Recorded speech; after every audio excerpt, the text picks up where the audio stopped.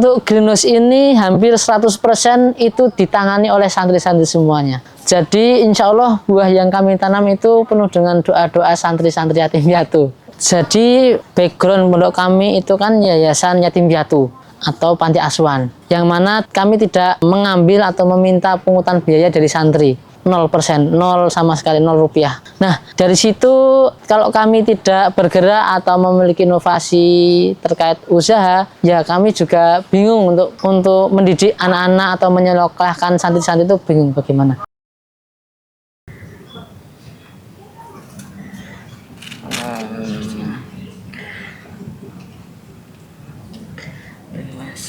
Perkenalkan, nama saya Muhammad Wildan Firdausi. Saya merupakan salah satu mahasiswa di kampus Yogyakarta, jurusan Hukum Keluarga Islam. Namun saya di dalam kegiatan sehari-hari menggeluti dunia permelonan, budidaya melon. Saya menggeluti melon di Greenhouse Madania Multifarm yang mana letaknya di Banguntapan, Bantul, Yogyakarta. Jadi greenhouse ini merupakan kepemilikan dari salah satu yayasan di Jogja, yaitu Yayasan Pondok Pesantren Modern Yatim dan Duafa Madania, yang mana menjadi salah satu unit usaha kewirausahaan di bidang pertanian dan fokusnya ke permelonan. Pondok pesantren kami itu semacam yayasan yatim piatu atau biasa disebut dengan panti asuhan. Nah, di tempat kami santri-santri yang tinggal di sana, yang belajar, yang mengaji, yang sekolah, itu tidak kami pungut biaya sama sekali. Namun kami bukan berarti gratis atau tidak ada bayaran, namun kami menyediakan tempat bagi santri-santri untuk bisa lebih mengasah skill atau meluangkan tenaganya untuk membantu unit-unit usaha kami. Nah, selain membantu unit usaha, mereka juga nanti bakal mendapatkan pengalaman-pengalaman, kemudian mendapatkan ilmu dan keterampilan yang nantinya harapan kami bisa menjadi bekal mereka untuk kedepannya, untuk lulus dari pondok kami. Dan greenhouse ini salah satu dari unit usaha yang mana sudah beberapa santri ini bergabung di sini membantu kami, kemudian berkegiatan bersama kami, yang mana jikalau anak-anak atau santri tersebut dilepas atau dibuatkan greenhouse yang baru, mereka sudah bisa untuk menjalankan sendiri. Jadi sudah bisa mandiri seperti itu, alhamdulillah. Kalau pondok kami, Yayasan Madania, itu kurang lebih sekarang sekitar 280-an. Itu baik dari balita, SD, SMP, SMA, putra-putri, mahasiswa sebagai pengasuhnya, kemudian ada difabel dan lansia. Bahkan untuk lansia sendiri sudah sampai 50 simbah-simbah, itu yang mukim, yang non-mukim bisa sampai 200-an simbah-simbah lansia, yang mana setiap Jumat pagi kami undang untuk melakukan kegiatan ibadah pagi atau ngaji bareng di tempat kami.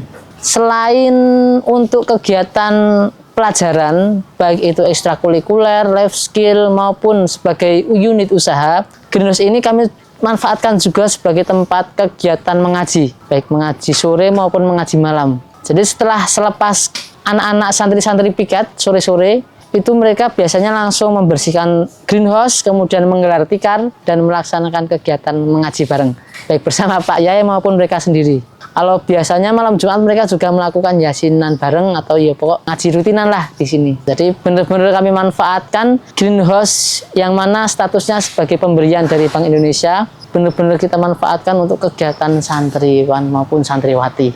Kalau saya di sini di greenhouse ini dari awal bangun sampai sekarang. Namun kalau di yayasan saya sudah dari kecil, dari bayi sampai sekarang usia saya ya kurang lebih 23 tahun. Yang mana sekarang saya sudah sampai jenjang pendidikan kuliah semester akhir di jurusan Hukum Keluarga Islam. Ya, walaupun jurusan Hukum Keluarga Islam, tapi saya tetap semangat dan mau untuk di bidang pertanian. Karena gimana ya? Karena yang salah satu alasan saya mau di bidang pertanian, ya ini merupakan sebuah amanah dari yayasan. Kemudian yang kedua, tidak semua pemuda itu mau dengan pertanian. Dan saya itu merupakan kesempatan yang sangat besar untuk bisa mengembangkan dan mengajak para pemuda untuk bisa bergerak atau berjuang di pertanian. Karena mau tidak mau selagi masih ada perut yang hidup, diperlukan petani yang sukses. Selama saya bertani di sini atau cara bahasanya mengabdi di greenhouse melon Madania ini, alhamdulillah tidak ada ejekan cacian dari teman-teman maupun dari orang lain. Bahkan mereka iri dengan saya karena zaman milenial ini masih ada pemuda yang mau bergelut di bidang pertanian, itu mereka sangat kagum. Padahal ya menurut saya ya biasa aja, karena kan saya juga sudah menggelutinya dari beberapa tahun yang lalu. Jadi merupakan suatu kebanggaan tersendiri bagi saya sudah mau dan bisa untuk bertahan sampai saat ini dalam menggeluti pertanian, khususnya melon di greenhouse Madania. Bahkan teman-teman saya itu di kampus, karena saya beberapa kali sering diliput juga, jadi teman-teman dan dosen-dosen itu pada tahu kalau saya petani melon. Nah, dari situlah saya malah terkenal di kampus saya sebagai petani melon atau malah juragan melon. Padahal ini juga bukan pemilik saya, tapi berkat keikhlasan mungkin ya, keikhlasan dan ketekunan saya dalam menggeluti melon, jadi malah saya terkenal di teman-teman kampus UIN Sunan Kalijaga sebagai petani melon. Kenapa saya kok milih melon? Karena yang pertama, awal mula berdirinya greenhouse ini itu pemberian hibah dari BI, yang mana BI itu mendapat proposal dari salah satu himpunan bisnis pondok pesantren atau Happy Trend. Nah, dari situ mengajukan proposal ke BI dan terjunlah greenhouse, yang mana kami hanya menerima jadi. Dan dengan sistem irigasi hidroponik tetes seperti ini khusus hanya untuk melon. Jadi untuk jenis tanaman yang kami pelihara di sini memang arahan dari sana, kami hanya menyediakan tenaga dan tempatnya saja. Kalau jenis-jenisnya di tempat kami alhamdulillah sudah 9 kali panen ini, hampir beberapa jenis melon premium sudah pernah ditanam di sini. Baik itu Intanon, Sweetnet, Golden Aroma, kemudian Dalmatian. Nah, untuk saat ini jenisnya itu jenis yang kami produksi sendiri. Jadi kami bekerja sama dengan UGM itu menciptakan jenis baru, yang mana baru proses pemuliaan yang nantinya insya Allah akan menjadi jenis dari kami pribadi. Untuk perawatannya kami dari nol, jadi dari biji itu bisa beli di pabrik-pabrik, atau kalau kami kan sudah mencetak sendiri, jadi kami ambil dari buah kami sendiri. Kemudian dari biji itu kami benihkan, kami kecambahkan dengan cara direndam, kemudian diperam di tempat yang gelap namun hangat, kemudian disemaikan di beberapa pot tray. Nah, setelah disemai di pot tray kurang lebih 10-14 hari baru kami pindahkan ke tempat polybag. Polybag yang ukurannya 30 sampai kali 35, kurang lebihnya seperti itu. Nah, di dalam polybag itu usianya sampai usia 1 sampai 65 hari setelah pindah tanam. Namun juga tergantung jenisnya. Ada juga jenis yang panennya sampai 90-an hari. Bahkan ada yang lebih cepat, kurang lebih 55 hari. Yang di belakang saya ini kebanyakan panennya kurang lebih 60 sampai 65 hari setelah pindah tanam. Untuk nutrisi yang kami pakai di greenhouse ini itu sebelum-sebelumnya kami beli pabrikan. Jadi beli yang sudah merekan, yang sudah diracik. Namun pada panen keempat sampai saat ini, alhamdulillah setelah bekerja sama dengan UGM, kami meracik sendiri. Jadi hanya membeli bahan-bahan dasarannya saja. Kemudian kami bersama tim dari UGM itu meracik bersama, membuat pupuk AB Mix ciptaan kami sendiri. Terkait hama dan penyakit di greenhouse ini, alhamdulillah tidak terlalu banyak, karena kita kan di greenhouse yang mana terlindungi oleh dinding-dinding insect net dan UV untuk tidak kehujanan. Nah, untuk hamanya sendiri hanya hama-hama yang berukuran kecil seperti kutu kebul, trip, seperti itu saja. Untuk hama-hama seperti walang sangit, burung, kemudian lalat buah dan lain sebagainya itu yang berukuran besar itu tidak mengganggu kami. Tapi untuk hama-hama yang kecil itu tetap bisa masuk mengganggu tanaman kami. Kemudian untuk mengatasinya kami menggunakan perangkap hama, yaitu yellow trap yang kuning-kuning ini Pak. Jadi kuning-kuning ini yellow trap yang mana fungsinya untuk merangkap hama. Kenapa kok warnanya kuning? Karena ternyata kuning itu bisa memikat serangga-serangga hama-hama. Kemudian kami lapisi dengan lem-lem, dan lemnya itu alhamdulillah juga ciptaan kami sendiri, kami ngeracik sendiri. Letakkan di atas tanamannya seperti yang di belakang-belakang saya ini.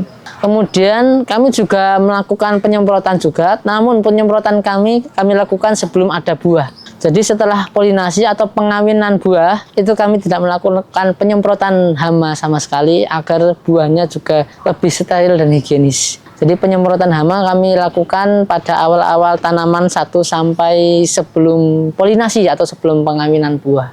Jadi sebelum greenhouse ini diberikan ke kami, kami selaku operator, beberapa teman saya juga itu diajarkan atau dilatih dulu di Bandung, tepatnya di Pondok Pesantren Al-Ittifaq selama kurang lebih 2 minggu. Kami di sana diajari untuk merawat greenhouse, menanam melon, budidaya melon, dan lain sebagainya. Nah, namun ilmu yang kami dapatkan di sana, pengalaman yang kami dapatkan di sana, itu tidak semua bisa kita aplikasikan di greenhouse kami. Karena kenapa? Karena mungkin ya memang perbedaan suhu, tekanan udara, kemudian perbedaan cuaca, iklim, dan lain sebagainya ternyata berpengaruh untuk perawatan budidaya melon. Kami belajar di sana kurang lebih 2 minggu, kami terapkan di sini, itu banyak sekali kegagalan karena ketidakcocokan itu. Nah, dari situ kita mengambil pelajaran, pengalaman, ilmu yang sudah terjadi, kami pelajari lagi dan kami terapkan kembali sesuai dengan yang terjadi di greenhouse kami.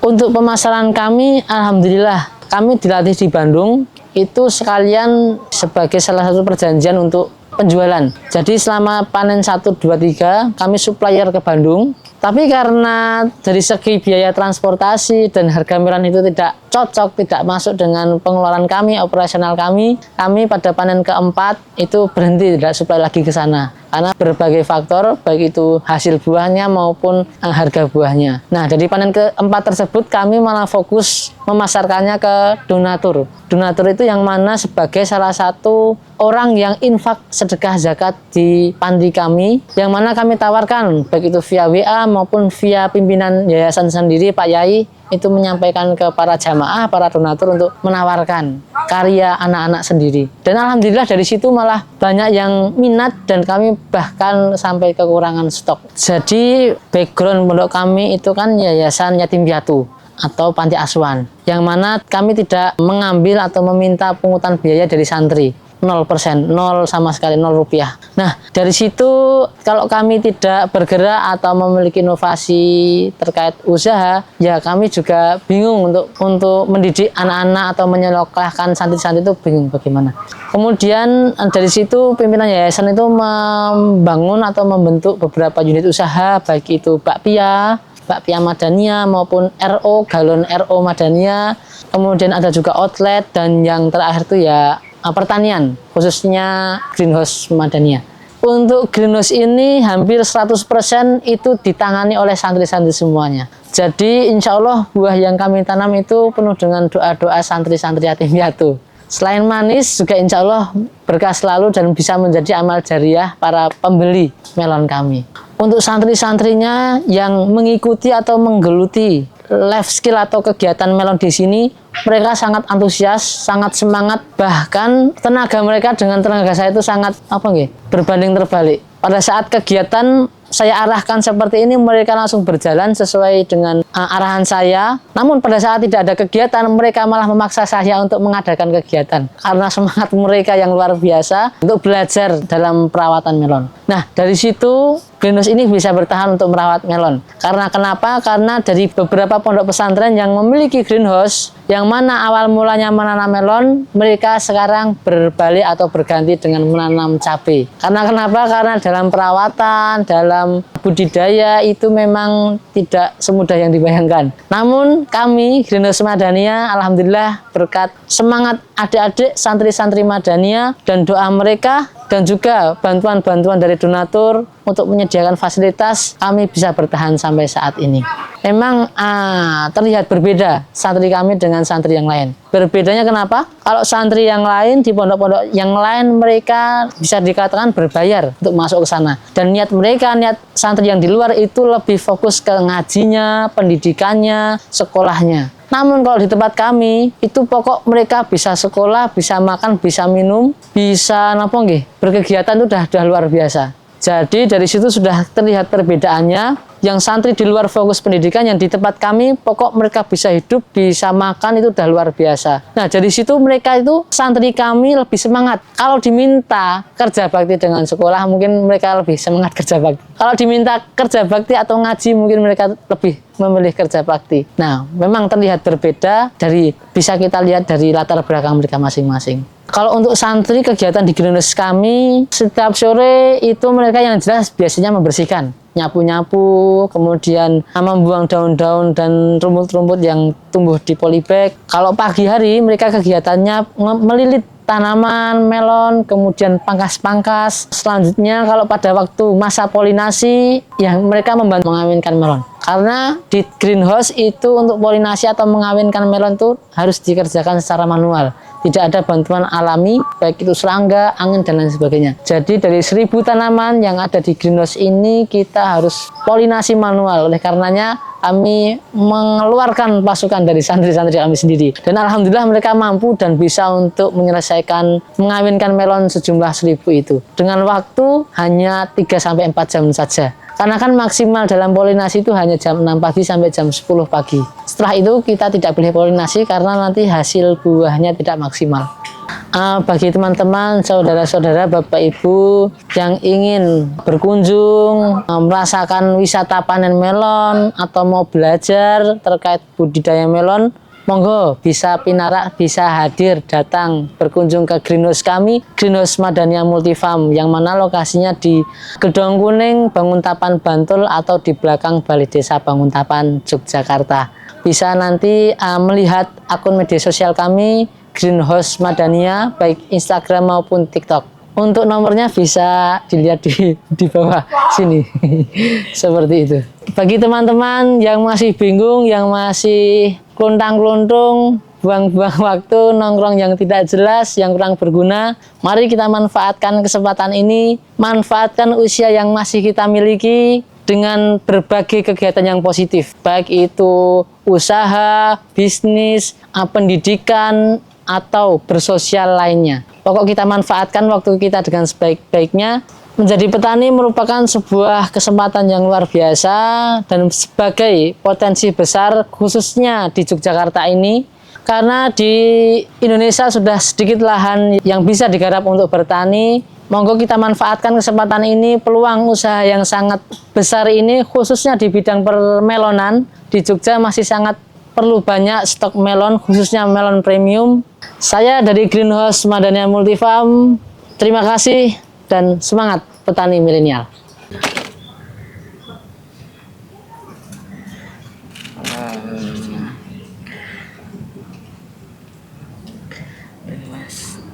Dibelokin sini.